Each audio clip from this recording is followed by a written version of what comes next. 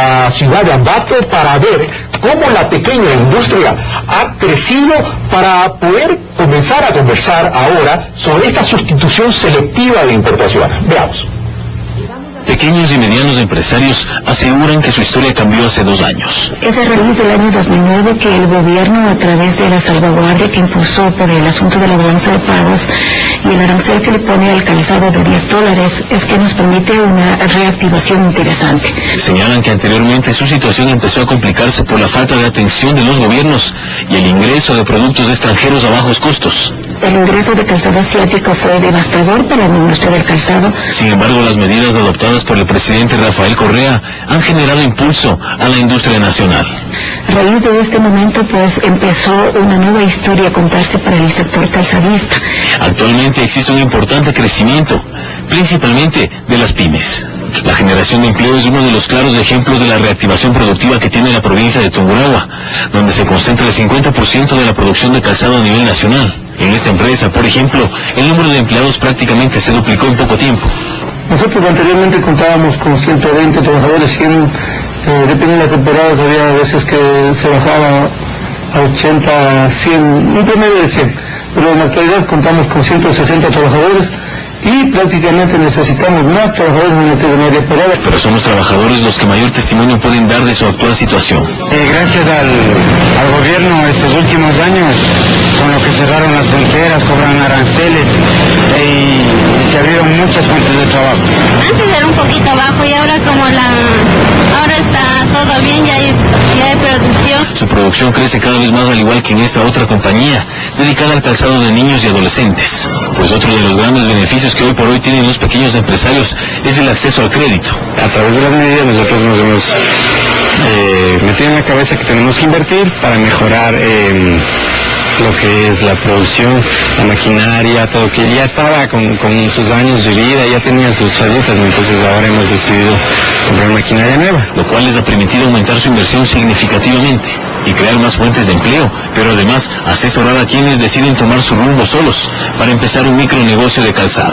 Unas 5 o 6 personas que han salido de la fábrica, han puesto sus propios tallercitos, están haciendo zapatos por su cuenta, que es lo importante, ¿no? Porque ellos ya generan más mano de obra al tener a su familia. Iniciativas gubernamentales que sin duda alguna tienen un impacto positivo en la sociedad productiva, cuya expectativa por alcanzar nuevos niveles crece. Ahora, con el Código de la Producción.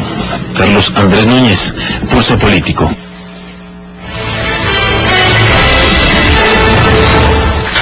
Amigos estudiantes, queremos interactuar con ustedes. Cualquier inquietud, sugerencia sobre temas que quieren que tratemos, por favor escribirnos a pulsopolitico@pctelevisión.com. Señora ministra, se me quedó algo en el tintero sobre el impuesto mínimo versus causado y rapidito.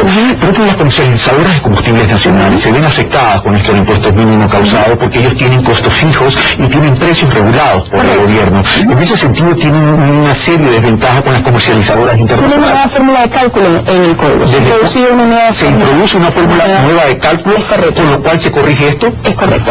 Entonces, para ellos, para el sector forestal, porque obviamente es un sector que genera ingresos en un largo plazo, y para el sector software, que también tiene la misma. Entonces vamos al salario digno.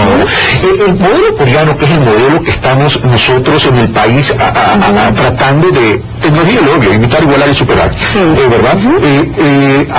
Apuntar a pequeñas y medianas empresas, sin perjuicio de que las empresas, las industrias grandes también son importantes y que hay que articular entre todos. Pero el salario digno ha generado una gran inquietud a nivel del empresarial, porque se podría pretender o creer que el momento que haya utilidades y se reparta y se llegue a cubrir el salario digno, al ejercicio siguiente que no exista utilidades se pueda considerar como derecho adquirido por parte de la Corea y Singapur empezaron compitiendo con mano de obra muy barata. Su modelo, y el de China sigue siendo el modelo distinto, pero digamos en el tema de compiten en base pues a costos de mano de obra bastante barato. El modelo que este gobierno quiere impulsar es radicalmente distinto, porque al centro de todas las políticas públicas se encuentra justamente el desarrollo integral del ser humano. En ese sentido, nosotros empezamos este modelo, lo estamos implementando con una ventaja dramática en relación a cuando lo complementaba Corea y Singapur o Taiwán, por ejemplo, y es que tenemos las rentas petroleras bien utilizadas, no tenemos ningún renta petrolera bien utilizada. El precio no depende de nuestra gestión. Bueno, correcto, pero tenemos una renta petrolera que nos ayuda, cuyos ingresos nos sirven para generar esa competencia sistémica, esa infraestructura. Corea no tenía esto de partida, es decir, no podemos emular el modelo 1 a 1 porque tenemos realidades distintas.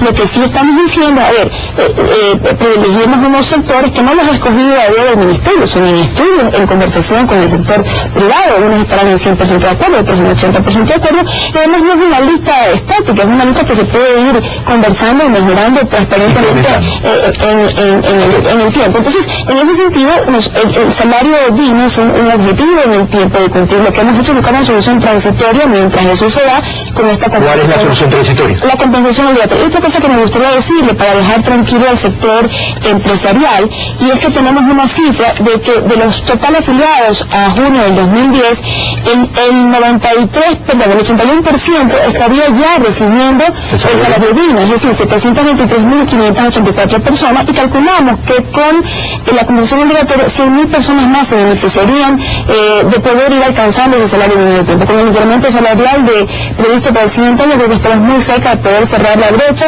y yo creo que pocas empresas tendrán que utilizar la compensación obligatoria. El problema del salario digno está en la rama de actividad de la empresa. Para una empresa que es intensiva en capital, el salario digno no es ningún problema, porque de hecho seguro está pagando sobre el salario digno en la actualidad. El problema está más bien en las empresas intensivas de mano de obra, que deben hacer incrementos en su productividad para poder pagar ese salario digno. El problema es que el salario digno no está relacionado con la productividad, sino está relacionado con las utilidades de la empresa. Entonces de ahí puede haber un desfase, una afectación para empresas intensivas de mano de obra, y por otro lado para empresas pequeñas, microempresas que están al borde de la formalidad, o actividades microempresariales que no llegan a formalizarse porque no pueden pagar un salario mínimo, inclusive tal vez que no están afiliados y pagan a sus familiares que trabajan dentro de esa empresa. Permítame que por la expuesta esa inquietud de Alberto Acosta que le contesta a la administración. Bueno, yo creo que podría en algún momento dado en el tema de la informalidad, podría ser que algo afecte, y en ese sentido tendremos mucho cuidado, haremos un análisis riguroso luego de aplicar la medida, pero yo sí quiero dejar en claro que es un pequeñísimo porcentaje de empresas las que se verían afectadas por la medida, y además sí quiero dejar claro en esto que es una obligación transitoria, que no genera derechos adquiridos. Esto es muy importante. Transitoria significa tiempo. Sí, ¿en qué tiempo? Porque bueno, tenemos una brecha de $36, esta es la brecha que tenemos entre el salario. Pero transitoria mientras llegamos a los $36. Correcto, pero $36 yo creo que no nos va a tomar mucho tiempo en llegar en la definición que tenemos del salario digno y en cómo se va a crear el salario real. En que el salario básico llegue al digno, bueno, eso sí tomará algo de tiempo. Eso es importante, la brecha no es tan grande, y al introducir esta herramienta es transitoria hasta llegar al salario digno, pero es permanente, porque si más adelante se vuelve a abrir la brecha por algún motivo, se vuelve a aplicar la canasta es variable. Pero yo lo veo eso, Alberto, como positivo, porque mira, aquí lo que estamos diciendo es no subamos el salario y creemos un problema en la economía, sino si es que hay utilidad, utilicemos esto como un mecanismo alternativo. Estaríamos ajustando los salarios en función de cómo va variando la canasta. Correcto, es así. El inconveniente es el tema de que se crea una incertidumbre frente a la fijación, porque la fórmula, recordemos, la fórmula de salario digno es dividido para 1.6 perceptores, que es lo que tiene el INEC, pero todos los años se debe definir cuántos perceptores existen, y qué sucede es que el próximo año se define que no son 1.6, sino 1.2. No todos los años, porque eso, mire, estamos haciendo recién ahora un censo. Cuando se realiza el censo, se puede modificar, pero fíjense el censo que estamos realizando, ¿a cuántos años estamos realizando el censo? El Ecuador no tiene los recursos para realizar un censo. Vamos completando este tema, señor, que tengo que pasar. Termine la idea, señora ministra. Bueno, yo lo que digo es que no creo que después del censo se revisará esta cifra, pero luego de eso yo creo que va a pasar muchísimo tiempo a que pueda variar, ¿no? Con este resultado del censo podría ser que no son 1.6, sino 1.2, y la meta, así se subió inmediatamente si es que esto está aprobado, es un riesgo. Pero usted es economista, usted es analista, ¿cuál es la probabilidad que baje de 1.6 a 1.2? Es que hay posiciones de inclusive del régimen que decían que era 1.2, su posición era que inclusive era algo mayor de los 5 años, recuerda que era 1.8. Yo creo que es una posición eminentemente técnica, no es un cálculo. Señores, tengo que cortar, cambiemos de tema.